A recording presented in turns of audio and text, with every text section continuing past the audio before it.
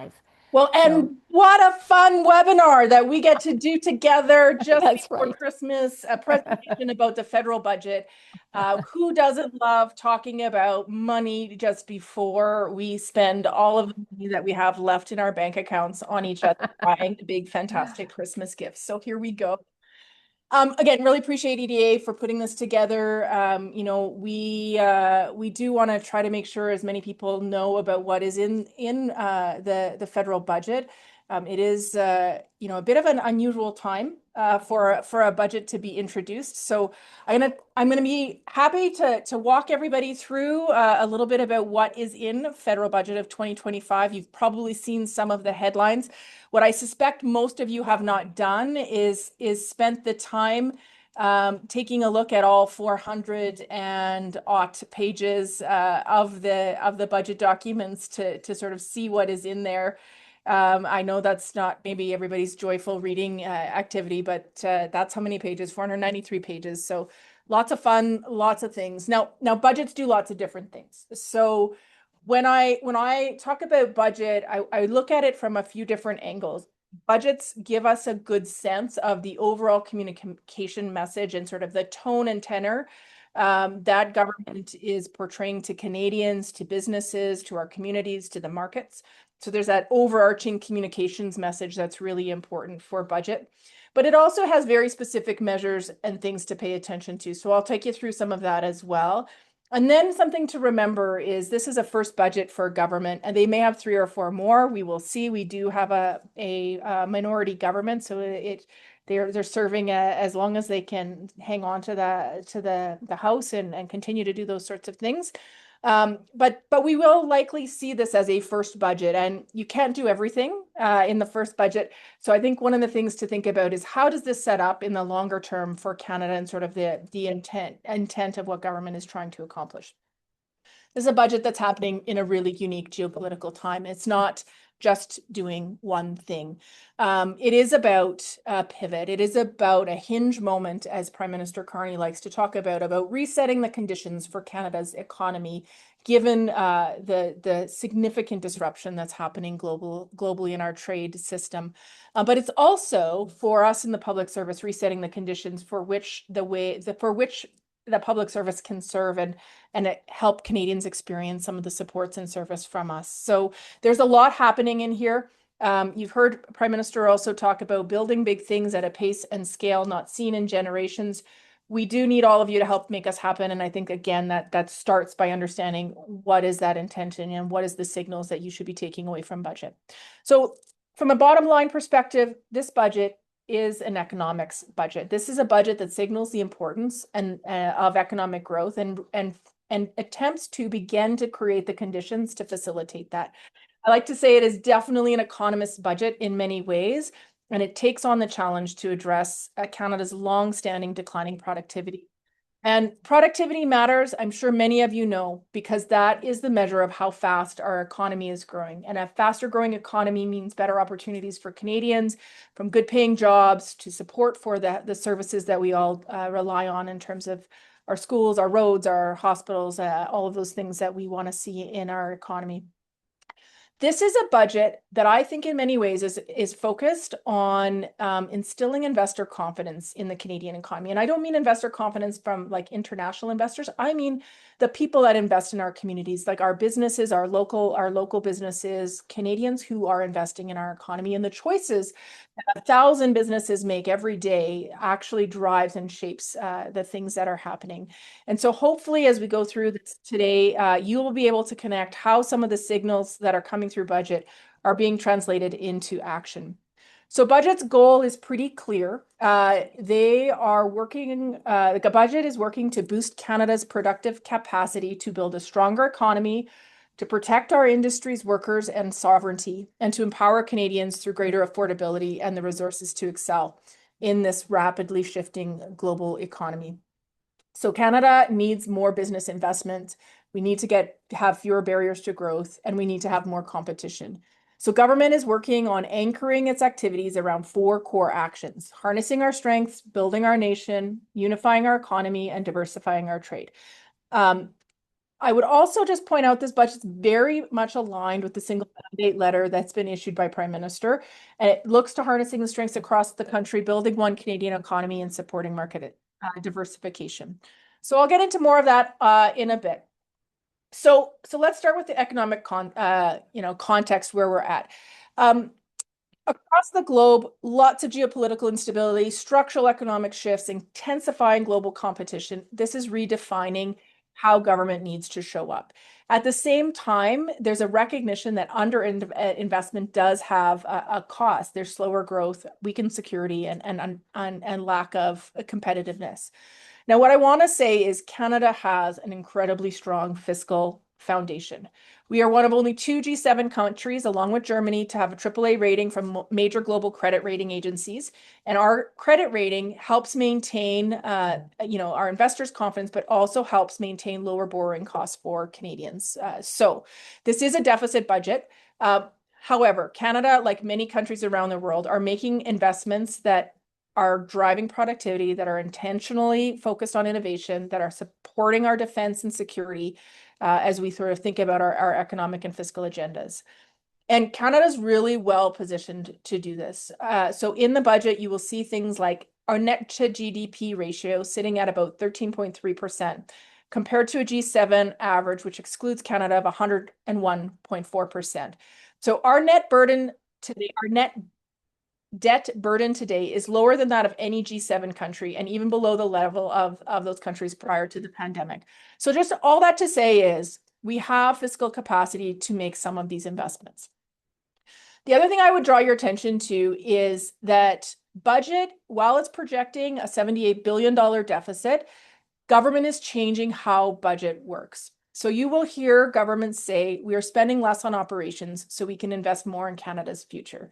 So what government has done is introducing a new budgeting framework to change and separate the approach of investments. It clearly is distinguishing day-to-day operational spending in government from longer-term capital expenditures that are intended to strengthen the economy. So changing that architecture of how government planning is doing and the why we're choosing to enter into deficits and why we're choosing to make different kinds of decisions around deficit spending. At the same time, government has changed the budget cycle to fall budgets. That allows us to better plan for provinces, territories, builders, investors, better align with our usual construction season. So that helps us shift and change and give us a little bit more advance notice for all of our program designs and development. And I will tell you, it's a complex process by which we do budget. Budget sets a tone and direction, but there's still further work in the machinery of government to actually execute on it. Okay, so a few other things that many of you have been following along. Canada's trade relationships are changing. Our trade relationships, particularly within North America, the new tariffs, the shifting trade policies are really straining our supply chain and raising costs for Canadian exporters.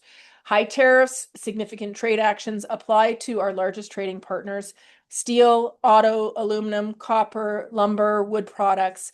And 35% tariff to non-Canadian US-Mexico agreement, non-compliant CUSMA goods applies. Canadian exporters are facing higher Chinese tariffs on canola, pork, seafood, and the tariff levels continue to shift, and there's lots of uncertainty about future trade policy. Despite this, it is important to note that we continue to benefit from favorable access to our largest export market. We're the best deal across all of our key US trading partners.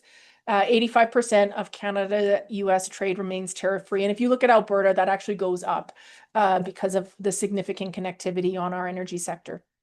Prime Minister and his cabinet colleagues, though, are definitely continuing to focus on our relationships, not only with the CUSMA counterparts, US and Mexico. And again, just to give you sort of like some practical examples of things that are happening, there is going to be a Team Canada trade mission to Mexico led by Canada-US Trade Minister Dominic LeBlanc in February of next year. That may be the largest that our colleagues in global affairs have ever done, deploying to a foreign country, and hundreds of Canadian companies are intending to be part of that mission. So there's an intentional effort to focus on our partners and get our businesses into other markets. All of that plus a more expansive free trade network comparable to any other G7 country. We've got access to about 2/3 of the global economy. Even still, 70% of our exports are focused and concentrated in the US. So one of the new goals within budget is a goal to double non-US exports over the next decade, generating more than $300 billion in trade, an increase of $100 billion over 5 years. So again, an intentional effort to try to strengthen and transform Canada's economy and the way and direction by which we sell our goods into international markets. And these things take time. This is not something that's just going to happen tomorrow. I think the other thing that I just want to highlight is the economy overall remains positive. There's positive growth opportunities. The GDP outlook is still positive and growing, but it's weakened compared to the past. So that uncertainty caused by trade tensions, slow business investments, it contributes to a broader slowdown in economic activity. So you all know I'm not an economist, but again, there's lots of signs of strain within the market, whether it's our labor markets and our high unemployment rates.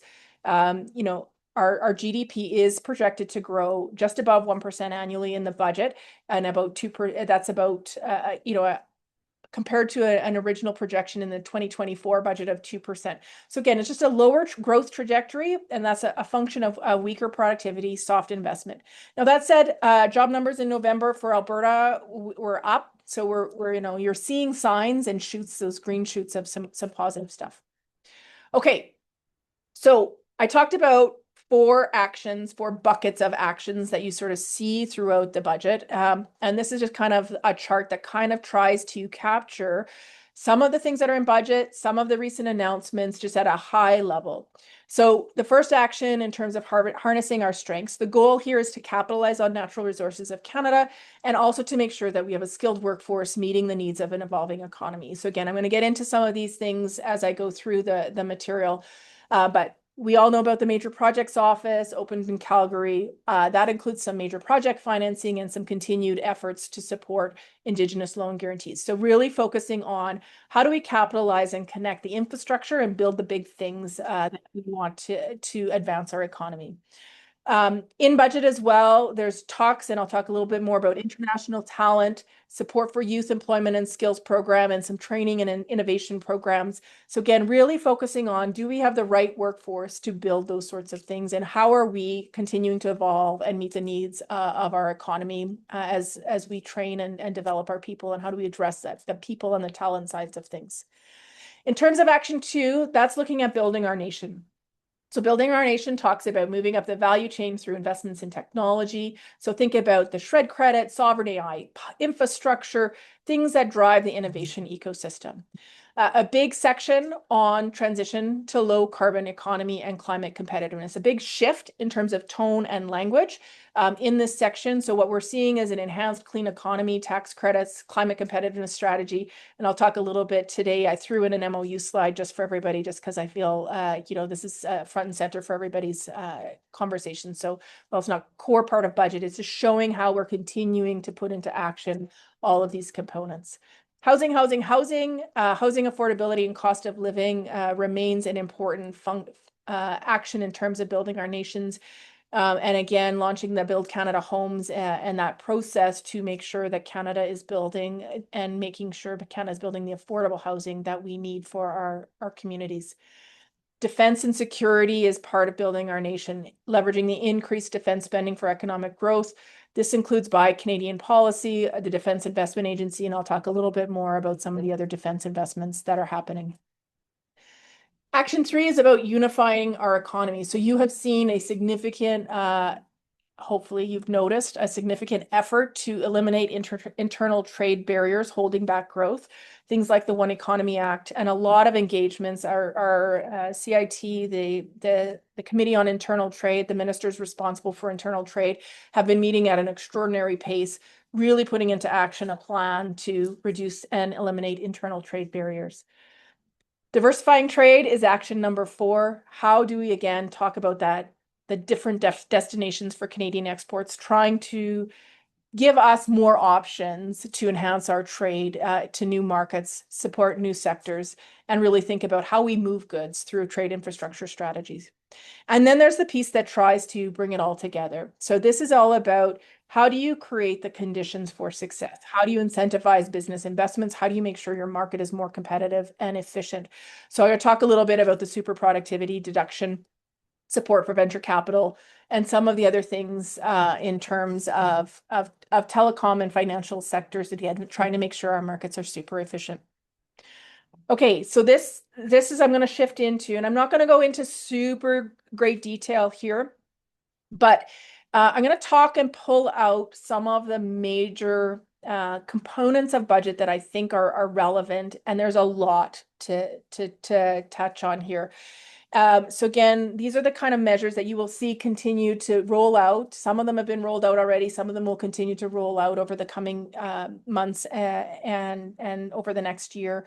And what I've tried to do in the presentation is put a link to the page number within the PDF document. So when you go into the government budget websites, you can look at it just online, or you can download the PDF document. The PDF document, if you use that, it'll help you find the pages and sort of the sections that you might have some more interest in. So there's some page references in there, so you can try to find it a little bit more easy. You can sort of see a little bit more content as opposed to these quick summaries that I'm going to try to take us through.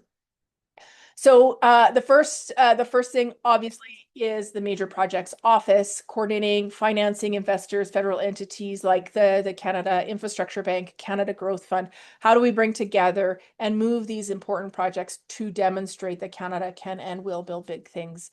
And again, there's a process and an effort to try to build up that Major Projects Office, but also, again, to recognize that these are projects of national interest, so not everything is going to go through there. This does not change necessarily certain regulatory obligations, but what it does is coordinates and simplifies it and gives some opportunity for us to move some of those things faster. It also uses the existing financial tools to help bring those sorts of things. So just because it's going there, there still is an expectation for significant private leads on those projects. Generational infrastructure investments. There's a $51 billion Build Community Strong fund over a 10-year period that includes $3 billion ongoing to support broad infrastructure through projects, territories, and municipalities. So this is a bunch of different things, but I think this is something that everybody should be watching for, and we'll make sure that as the Build Community Strong Fund information becomes more available, that you're getting information and accessing that. This includes everything from transportation infrastructure, roads and water infrastructure, through to some hospital. There's some dedicated hospital build funds that are allocated in there. And then there is some what I would call more community-oriented supports that will be coming through there. Things like the example would be the Bissell Center received some support through the precursor to this program. So this program continues to be developed by my colleagues in Housing Infrastructure Communities Canada, and it will be launched and talked about more going forward. But again, there'll be a process where working with provinces, territories, and municipalities that they can access those funds in terms of significant infrastructure and local infrastructure. So that is a program and a project to watch for. The other big thing is a $2 billion critical mineral sovereign fund, plus $50 million for implementation to accelerate secure supply chains, particularly as we focus on critical minerals. Again, super important for expansion of our economy, the future economy, and sort of the making sure that we have the things that are the inputs into the digital economy and the things that we need to have a modern economy. So that significant investment into the sovereign minerals. And again, more will come on that. There's a number of tax credits. I'm going to talk a little bit of tax credits, but there's a continued effort to support tax credits. The Clean Electricity ITC is continuing. It was less important for Alberta, more important for other parts of the prairies. There was some removed Crown Corp conditions, and extending the full carbon capture, utilization, and storage credit rates through to 2035. Again, you can sort of see it all centering in around how do we build some of these critical projects to advance the big things.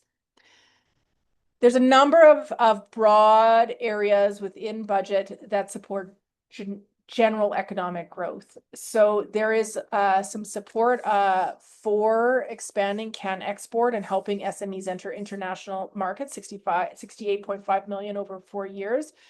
To expand can export, again, really help drive that ability and that focus. So again, want to make sure that people are familiar with the can export program, that you're helping access that those services and support. And there's a bunch of trade and international supports around that.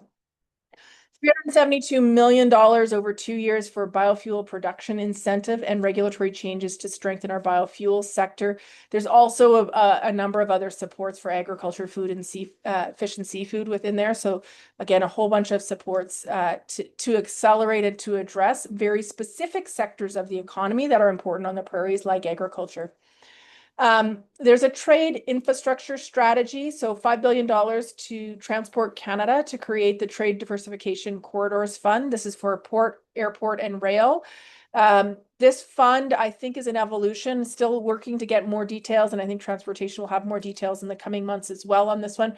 But again, I think it's an evolution of existing trade corridor funds into sort of a more directed and aligned effort. So again, you'll see a lot of trade infrastructure and an emphasis on trade infrastructure. One of the other things that I think is important as you think about our innovation ecosystem is an emphasis on intellectual property protection. Budget has $84.4 million over 4 years to extend the Elevate IP program. Elevate Alberta is the IP organization that delivers that here in Alberta. So they've got continued funding for that. There's some other stuff that's going to the National Research Council to extend their IP Assist program. So again, just really thinking about how do we protect the things that we create here, and how do we make sure that our companies have the strategies and supports they need to protect their ideas, protect their intellectual property. So again, if you haven't heard of Elevate Alberta, make sure you're tapping into that program. They've got some supports for our innovative businesses. The other thing that's in budget this year is the immigration levels. So government is moving towards a stabilized immigration levels. This is taking permanent resident admission targets and setting them at 380,000 per year for the next 3 years. That is down from 2025. And also at the same time, increasing the proportionality of permanent residents that are coming from the economic class. So what that means is more permanent residents, more positions for permanent residents that are in that economic class, as opposed to family class or other classes of permanent residents. So again, that's important because those are those economic residents are the ones that are filling the high quality jobs that are coming in with very specific skills to support needed positions in our economy. This will be difficult, but budget also reduces the new temporary resident admissions from 673,000 and change in 2025 to 385,000 26 and further declines in 27 and 28. Again, important signal that what we want to do is employ Canadians and try to find and make those paths for Canadians into the workforce. $97 million over the next 5 years was also part of the immigration components for a foreign credential recognition action fund. And this is really, again, to improve health, foreign credential recognition, again, focused on health and construction sectors, but how are we working to make sure that we're getting people in the critical positions and the critical jobs that are most important to advancing the economy. Okay, this is one that I just love saying. This one is really important. I think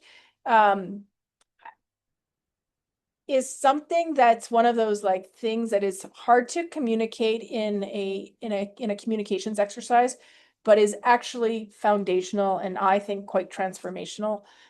This is the productivity super deduction. This is a set of measures to address Canada's productivity problem. So private investment in new machinery, buildings, technologies is one of the most effective ways to increase productivity. And that is simply to help our workers produce more in less time and boost our long-term economic growth.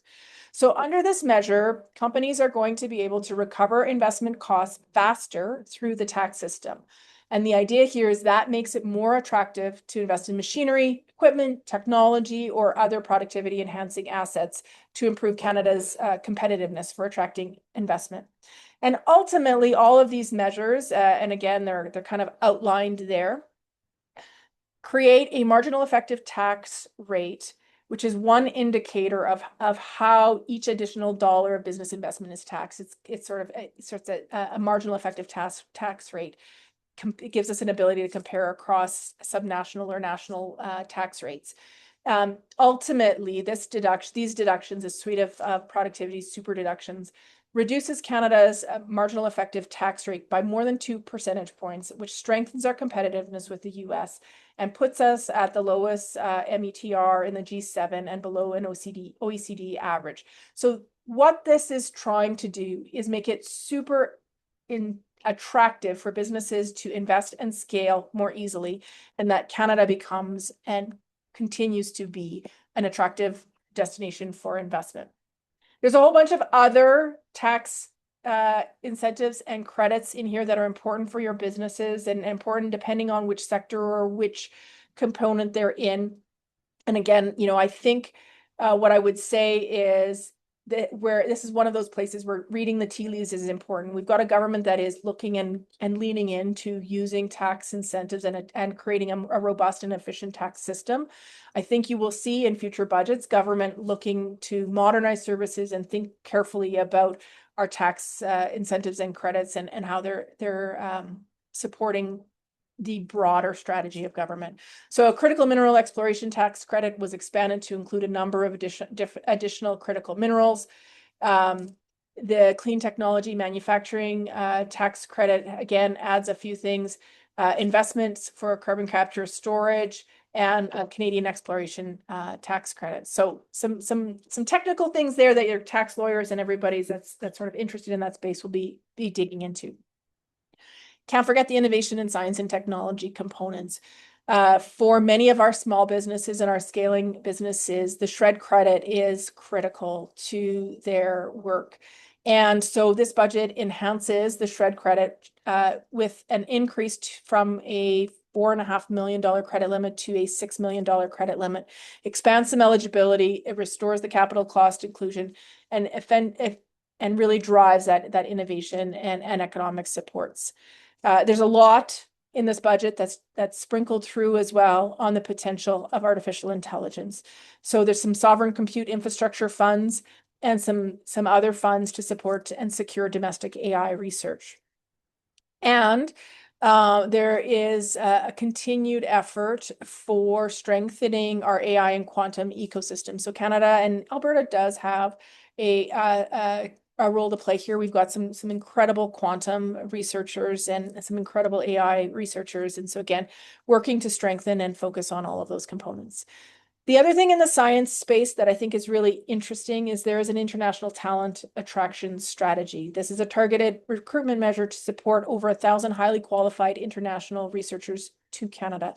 So NSERC, CHI, CIHR, CFI, some of our research institutions will be part of that. And really the goal there is to attract those highly qualified researchers. And again, something that I think first movers and organizations that are paying attention to that will have an opportunity to take advantage of. So more on that will come in the coming months. But again, that international talent, trying to get some high quality talent into Canada in our market.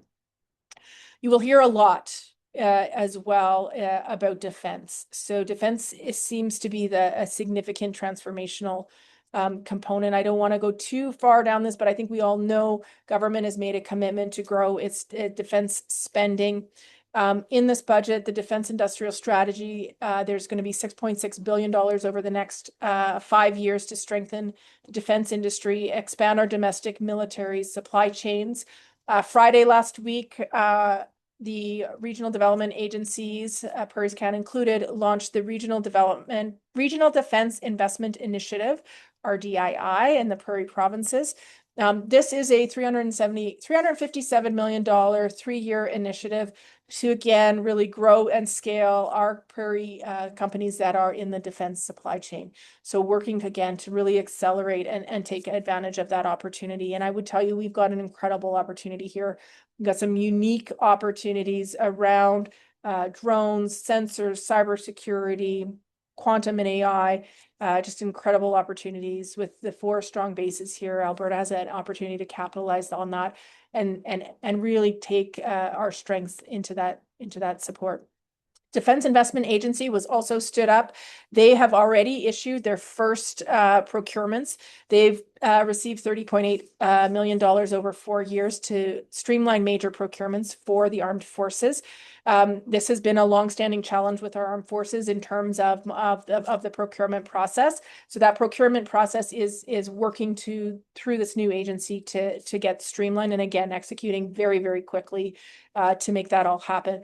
I think you will also see some broader procurement changes within the defense space as well. We are anticipating through the Defense Industrial Strategy when it gets released either in the coming weeks or in the new year to see some further streamlining of procurement closer to the actual leads on the bases. So again, I think you'll see a lot of effort and focus on supporting, making sure we get the right equipment and the right support in the hands of our armed forces as quickly as possible. Budget 2025 also includes $81.8 billion to modernize and expand the armed forces, covering personnel, equipment upgrades, digital capabilities, ammunition, and support for other key partners like Coast Guards and CSIS. So again, just an incredible amount of opportunity, whether it's building on site, whether it's procurement, whether it's our innovation space. Defense is, I think, an important way that we can use and build out some important capabilities from an economics opportunity. I would be remiss if I did not talk about climate competitiveness. This is a big shift in terms of tone and approach. And I would say that really creating, again, a continued effort to move towards an appropriate and affordable net zero future for Canadian businesses where we can compete and succeed on a global stage. In budget on page 108, the oil, gas, and emissions cap, it outlines the conditions for removals of that cap. Some aspects of the Competitiveness Bureau's so-called greenwashing provisions have been removed, while also still trying to protect and maintain those protections against some false claims. So again, that effort to make it easier to share information about climate and climate action. Clean electricity regulations do remain, but there are some changes to enable some long-term agreements at the province, and we all know that that is continuing to happen. And the Clean Electricity Investment Tax Credit was expanded to include small modular nuclear energy. So this is a good moment for me to just insert a demonstration of budget in action. All through the creation of budget, the Canada-Alberta MOU was signed. I've put a link in here, so if you click on that link when the slide deck gets distributed, you'll be able to access and see the actual wording of the MOU if you haven't taken a look at it. This is not a typical MOU. It is very specific. This is not just an MOU about a pipeline. This MOU does create the necessary conditions, but does not necessarily create the sufficient conditions for advancement of a pipeline. But it not only does that, it talks about a number of other things and establishes those objectives to not only increase oil and gas production, but what is it going to take to also reduce emissions intensity. It looks at electrical generation. It looks at meeting net zero emissions for electricity sector by 2050. It looks at what needs to happen to attract some private capital investments and simplify regulatory systems and make sure that we are continuing to meaningfully engage and ensure Indigenous right holder participation in all of these processes. So within the MOU, there's a series of very specific, very time-bound commitments by both Alberta and Canada. And it covers everything from data centers to nuclear, to methane equivalencies, to carbon pricing, and so much more. There is an implementation committee stood up. And again, I think this is a real signal, not just a typical MOU that sort of is a warm fuzzy. This is actually an effort to move to action, and an action that has got some real significant time-bound commitments. So all part of that overarching shift to drive and recognize what drives our economy is those abilities to get our resources to different markets around the world. And so again, just that underpinning of what's important there. So I would be remiss if I did not talk about the streamlining that is happening around government. So Budget 2025 does seek to modernize, streamline, and optimize productivity within the public service. There's a new Office of Digital Transformation that is intending to drive adoption of AI and other technologies across government, make it easier and make it more effective for Canadian innovators to access government as a provider. Optimizing productivity, again, working on a lot of different things to try to make sure that we are getting out of our own way, and cutting regulatory and operational tape. So there is targeted efforts and continuing efforts to reduce red tape, remove burdensome reporting, particularly in those departments that are focused on regulating in different sectors. So some of the bigger departments are in there, and you can watch again as sort of the link gets into Budget 2026 and some of the reports and efforts. So there is a significant effort there. So this sort of sets the tenor and the tone for what's coming there. You will have heard as well, likely that there is a reduction in public service. 40,000 positions across the federal public service will be eliminated through a variety of methods over the next short while. This has already started to happen. There was also 1,000 executive positions being eliminated. So there is a significant transformation that is happening through the public service, and this is all part of the comprehensive expenditure review, and plus a few other things the government is pushing to modernize and make government more fit for purpose. So that is a bit of a shift and a challenge for us. From a PrairiesCan perspective, because I know you all love us and want to know exactly what does this mean for you at PrairiesCan. PrairiesCan, writ large, comes out of the budget, I would say, sort of in an equilibrium perspective. So within the budget, there is a program integrity proposal. What this does is PrairiesCan does a lot of repayable funding. This allows us, along with ACOA, SEDQ, which is the Quebec Regional Development Agency, and PrairiesCan, to get up to 153 million for the next 4 years as part of the money that we've already allocated in our region. We get that back. So a significant increase. This sort of normalizes the funding that PrairiesCan gets, which is a significant support for us in terms of go forward operations and opportunities. We also received $36 million for the next 5 years through to 2030 in support, continued support for Hudson Bay Railway and the Port of Churchill. Some of you will be aware, and if you're not, PrairiesCan has been investing and supporting the development of the rail line and the port. We've got active participation with AGTT at the Port of Churchill to try to enable and support and facilitate all of that. So this is, again, continuing that effort and that investment to make that port ready and continue to do the necessary improvements in the infrastructure and business plans that are needed to make that a functioning port. So we're continuing to do that.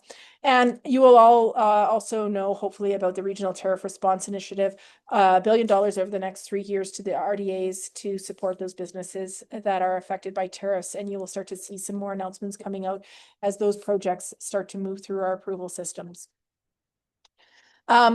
Modernizing our operations, again, we are shifting and changing our operations a bit to align. So while we got some of these new dollars for defense, for tariffs and other programming, we are working to make sure that we're sharpening our impact on economic growth. And so what you will see is we're focused more on things that are becoming more aligned with government, trade, export. How do we help our businesses grow and scale and make those productivity pivots? Less so on some of the things that are important and things that we have been able to support in the past that are important to community vibrancy and community development, but that we just have to make some difficult choices. So the tourism growth program will wind down. It won't be continuing. That doesn't mean we won't be doing any tourism programming, but certainly that is not the primary focus, and we don't have dedicated programming for that going forward. So certain things that sort of fit in that productivity and that growth area might get through, but again, just there's not going to be those kinds of programs going forward. Okay, a ton of other notables.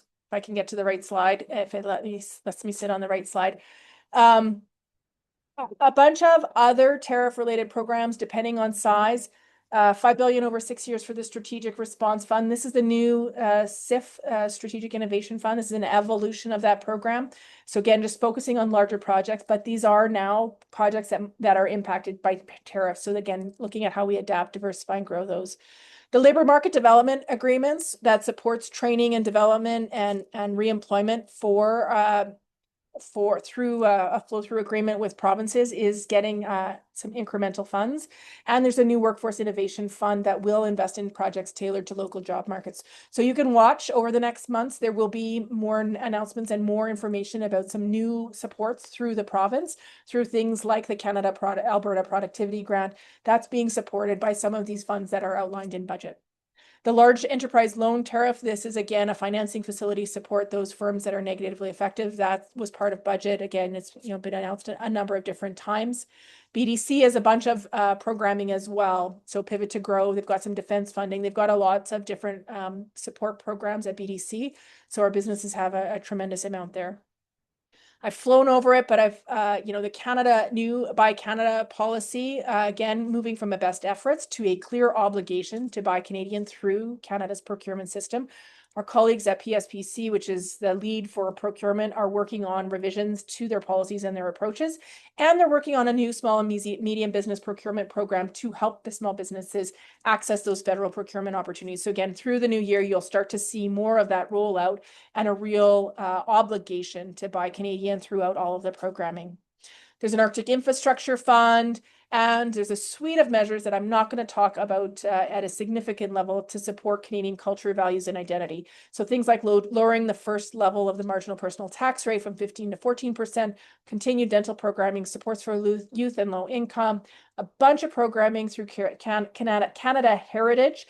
So you'll want to watch Heritage Canada programming for building communities through arts and heritage program, their Canada Arts Presentation Fund, the celebration and commemorative program for Canada Day celebrations. All of these things got supported in the budget, and they will start in fiscal year 26-27. So you'll see some new programming from Canada Heritage Canada about some ways to support local programming and local celebrations. Also, you can all enjoy the Canada Strong Pass. Again, this helped many of our Canadians see more of our country.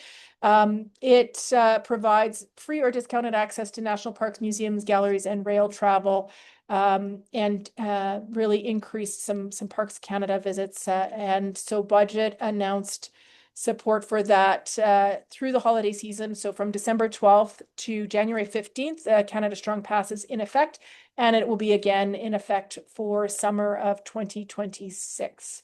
So that's the happiness. That is where we're at, and I'll stop my slideshow.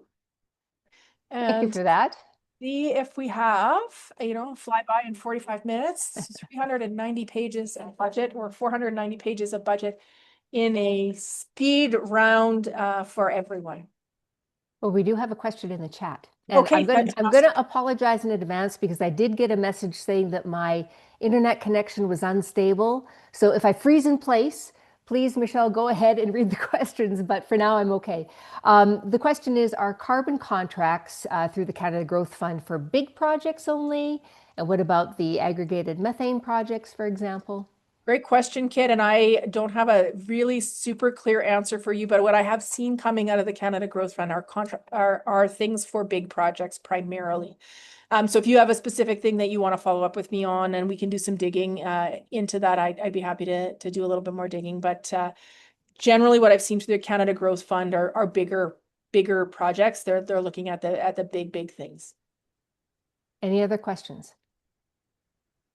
Maybe your presentation was just so comprehensive, Michelle, that, there are everybody's questions have been answered already, it looks like. Well, listen, there's a lot in there, but Nancy, I would just sort of say there's a lot in there, but I think it's overarching a tone of we can build these things, we can do these things, but we've got to put the conditions in place.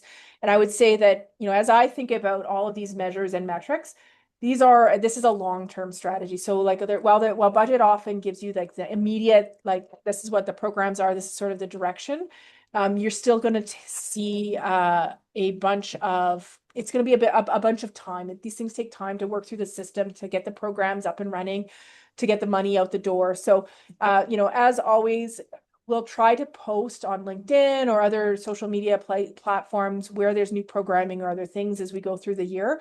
But definitely the key departments to watch: Housing, Infrastructure Canada, Transportation Canada, and Heritage Canada have some buckets of money that I think is going to be really important for our communities to pay attention to. Scott has a question. Is the trade infrastructure strategy the same as the trade diversification strategy? Any idea when it will release? Do not know. There's some language pieces in there that I think it's similar. But I think what I would say is the tone and the tea leaves on trade to read is that there is an intentional effort to invest in the infrastructure that we need to move our goods and services. So there will be road, there will be rail, there will be northern infrastructure. And so just bear with us as the machine catches up to the direction that government is trying to take.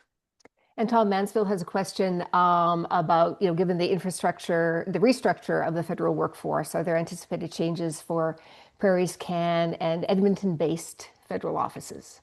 Yeah, so yes, from Edmonton-based federal offices, many of you will know that in Edmonton, in Canada Place, we've got departments across the board, from IRCC Immigration to Service Canada to PSPC to Stats Canada to Forestry, and so there are impacts to Edmonton-based federal offices in terms of the workforce adjustments. From a PrairiesCan perspective, we've advised our staff that we do not anticipate needing to do any workforce adjustment. So again, appreciate that, these are things that are continuing to evolve over time. You may see some shifts and changes in terms of who you're working with from a PrairiesCan perspective as we try to balance some of these new programs and workloads. But we're not anticipating any significant shifts in terms of our workforce for PrairiesCan. We've been very careful over the last several years to navigate through that. There's another question. With Canada's strong fiscal position and the goal to double non-US exports over the next decade, how will the budget enhance SME export readiness through programs like the Trade Accelerator Program to maintain competitiveness amid the shifting supply chains and tariffs? Yeah, so you heard me talk a little bit about the Can Export program. So that is one of the ways that the budget does support SME export readiness. The Trade Accelerator program is being re-upped and continued. So you will see that for those of you who aren't aware, the Trade Accelerator program is delivered through Calgary Economic Development, available through a variety of cohorts. It's continued and will be continuing, and I know the province is also invested in that. So you will see some of those. I think the other thing that I would say is programs like our Regional Tariff Response Initiative are supporting our SMEs directly, again, to help them make the necessary pivots, whether that's investing in equipment or supplies or services to help them access new markets. So there's some direct supports for funding like that. The BDC money, EDC also has some incredible supports to help them maintain and shift. So you will continue to see direct supports through those things, and programs like the Trade Accelerator program continue. You'll also start to see us talk about domestic trade missions and how do we not only just take down the interprovincial barriers, but how do we start to connect our business communities across the country as well. So, not just looking at international export readiness, but using some of those similar tools to enable our ability to trade with each other. I see in the chat that Mark from Invest in Canada has shared a fantastic 2-pager. So again, if you want an even more succinct budget overview, Mark, my colleague at Invest in Canada, has given us another little tool. So thanks for that, Mark. I appreciate that. Excellent. Any other questions for Michele? Well, seeing none. Love it. Oh, wait a second. There's one more. Oh, one more. One more. Oh, Alexander Ross. You know what? Alexandra, why don't you go ahead and just come on screen and ask the question?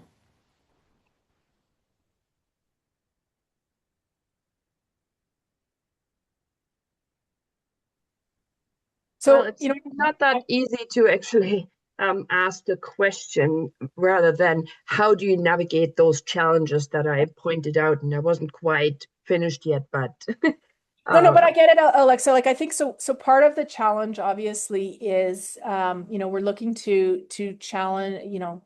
My colleagues in IRCC have a incredible challenge ahead of them as they try to figure out how they navigate their workforce and the challenges and changes with workforce visas. So you're going to see them deploy automation. You're going to see them use as many tools as they possibly can to streamline and simplify. And this is a real challenge. And I cannot diminish the pressure that it places on our public service and the challenges that they're facing in terms of how do you continue to deliver quality service and timely service in a way that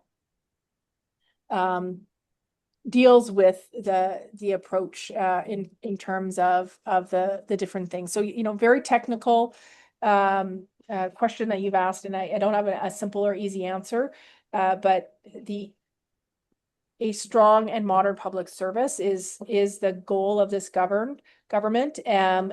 If we are asking our businesses to be more productive and do make the necessary investments so that they can be more productive and produce more with the same amounts of inputs, so should we, as the public service, be taking a look at our processes, our policies, our approaches to delivering service to try to find ways that we can be more productive and deliver quality service and maintain or deliver even better service with the inputs that we have. So never an easy question, something that governments and government public servants struggle with all the time. And I just can't diminish how hard this is. So I appreciate the question.